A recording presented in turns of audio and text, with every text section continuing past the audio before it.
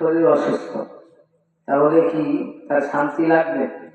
আমাদের বাংলাদেশের অন্যতম একজন ধনী ছিলেন, আমাদের দৌলতপুরের কৃতি সন্তান নাসির গ্রুপ অব ইন্ডাস্ট্রিজের চেয়ারম্যান মরহুম নাসির উদ্দিন বিশ্বাস দুনিয়া থেকে বিদায় নিয়েছেন। বন্ধুরা আমার, নাসির উদ্দিন বিশ্বাস শুধু আলু ভর্তা, পেঁপে ভর্তা, বিভিন্ন ভর্তা খেয়ে থাকতো, কিন্তু গোস্ত খাওয়ার ক্ষমতা ছিল না, টাকা পয়সা ছিল না, এ কারণে খাইতে পারে না। নাকি তার সমস্যা? আচ্ছা বলুন তো, যার টাকা নাই সে খাইতে না পারার কারণে দুঃখ বেশি, নাকি যার টাকা আছে কিন্তু ডাক্তার হারাম করে দিয়েছে তার দুঃখ বেশি? যার টাকা আছে কিন্তু ডাক্তার কি করে দিয়েছে তার দুঃখ আরো কি হয়? বেশি হয়। পক্ষান্তরে যার টাকা নাই তার তো এক কথায় অ্যান্সার, যে টাকা নেই তাই গরুর গোশত কিনে খাইতে পারে। তাহলে বুঝে গেল বন্ধুরা আমার, সুস্থতার দাম আছে নাকি নাই?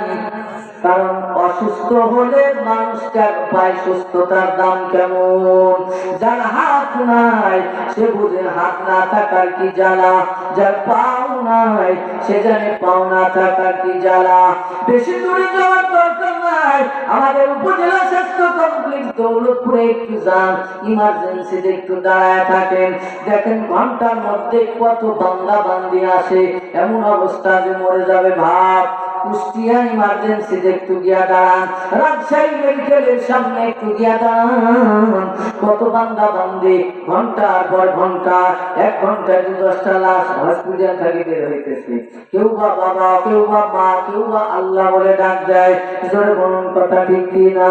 তাহলে আল্লাহ তাআলা কত ভালো রেখেছে, শুকরিয়া কিয়ামত পর্যন্ত আদায় করলে শেষ করা যাবে না। জোরে বলুন কথা ঠিক কি? এজন্য টাকা পয়সার সাথে, হালাল ইনকামের সাথে সুস্থতা লাগবে কি লাগবে না? জোরে বলুন, সুস্থতা লাগবে। এজন্য সুস্থতার দাম কম নাকি বেশি? মুসা আলাইহিস সালাতু সালাম আমার আল্লাহকে খায়, এই ভালো করে বুঝেন, ওগো আল্লাহ, আপনি যদি আমার জায়গায় হইতেন আর আমি যদি আপনার জায়গায় হইতাম, তাহলে আপনি আমার কাছে কি চাইতেন? আল্লাহ কয়, এই কি কস, কি বলছো তুমি, তাই কি হয়? তো মুসা আলাইহিস সালাতু সালাম বলছেন, জাননা আপনি একটু অল্প সময়ের জন্য মেনে নেন, তো তাহলে আপনি কি চাইতেন? আল্লাহ তাআলা বলছেন, আমি সুস্থতা চাইতাম। কি চাইতাম বলুন? কারণ সুস্থতার দাম কম নাকি বেশি? এইবারে বলুন, কম নাকি বেশি? এজন্য সুস্থতা আল্লাহ তাআলার কাছে বেশি বেশি চাওয়া। রব্বানা আতিনা ফিদ দুনিয়া হাসানাতাও ওয়া ফিল আখিরাতি হাসানা ওয়া কিনা আযাবান নার। এজন্য আল্লাহর কাছে দুনিয়ার সৌন্দর্য চাইতে হবে, আখিরাতের সৌন্দর্য চাইতে হবে। দোয়া শিক্ষা দিয়েছেন কি? এজন্য সুস্থতার প্রয়োজন আছে নাকি নাই? নাম্বার 3 নাম্বার হলো বান্দা বান্দির পুণ্যবান স্ত্রী। স্ত্রী, আমার টাকা আছে, সুস্থতাও আছে, কিন্তু আমার বিবিটা মেঘায় যদি খারাপ হয়, তাহলে আমার টাকা থেকেও কি নাই? قال رسول الله صلى الله عليه وسلم الدنيا كلها متاع وخير متاع الدنيا المرأة الصالحة। رسول আমার বলেন, বান্দা বান্দির জন্য দুনিয়ার যাহা কিছু আছে সব হলো নিয়ামত, আর এই নিয়ামতের মধ্যে সব চাইতে উত্তম নিয়ামত হলো একজন পুরুষের জন্য সতী সাধী রমণী, একজন জীবন সঙ্গিনী পাওয়া। কথা বলেন ঠিক? বিবি ভালো হলে তার দুনিয়াটা কেমন জানে জান্নাত, আর বিবি যদি খারাপ হয়, এজন্য মুরব্বীরা একটা কথা বলতেন, নদীর পানি ঘোলা ভালো আর জাতের মেয়ে। কথা বলেন ঠিক কিনা? ভূমি সমাজ আরো বলে বলছেন তুমি যদি আমাকে একটি শিক্ষিত মা দাও তা আমি তোমাকে একটা শিক্ষিত সমাজ উপহার দিব। কথা বলেন ঠিক না? কারণ মার শিক্ষা এটা সবচাইতে একজন ছেলে মেয়ের জন্য গুরুত্বপূর্ণ ভূমিকা রাখে জীবনে চলার পথে। কথা বলুন ঠিক না? সব শিক্ষা কিন্তু বইতে পাওয়া যায় না। সব শিক্ষা যে পাওয়া যায় না ভাই, বইতে পাওয়া যায় না। এজন্যই ব্যবহারে কিসের পরিচয় পাওয়া যায়? বংশের পরিচয় পাওয়া যায়।